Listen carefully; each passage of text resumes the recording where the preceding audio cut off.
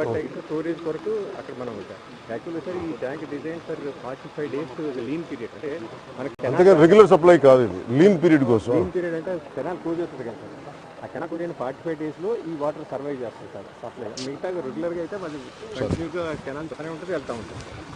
Storage మాత్రం ఒకసారి canal close అయినప్పుడు ఫుల్ చేస్తాం సార్. ఆ ఫుల్ చేసి మళ్ళీ కెనాల్ వచ్చేంత వరకు 45 days ఇదే వాటర్ వాడతాం సార్. ఇంకొకటి కూడా ఉంది సార్, ఒకవేళ కెనాల్ ఎంతమందికి వెళ్తుంది ఇది?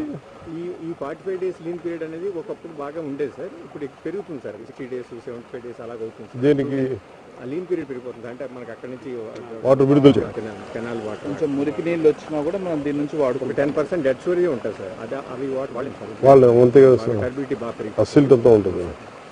ఇది ఎన్ని గ్రామాలకు ఉపయోగపడుతుంది? 54 గ్రామాలు సార్. మొత్తం ఎంటైర్ మండల్ యూ కొత్తపల్లి మండల్ మొత్తం కావాలి. ఇదే ఇది పర్ హెడ్ ఎంత వెళ్తుంది? పర్ హెడ్ యాక్చువల్గా మనం 40 LP సీట్స్ సార్ డిజైన్ అంతే ఇస్తున్నాం సార్. ఇంకా కొంచెం ఎక్కువ ఇస్తున్నాం సార్. బట్ మనకి ఇంకా నీడ్స్ అడిషనల్ ట్యాంక్ కూడా కావాలి. అడిషనల్ ట్యాంక్ వచ్చి ఆ లీన్ పీరియడ్ పెరిగినందు మూలంగా ఇబ్బంది లేకుండా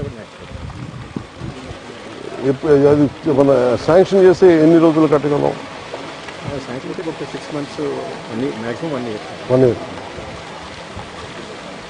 ఎంత ఉంటారు? ఒక బడ్జెట్ ఎస్టిమేషన్ 12 crores అవుతుంది సార్. 12 crores.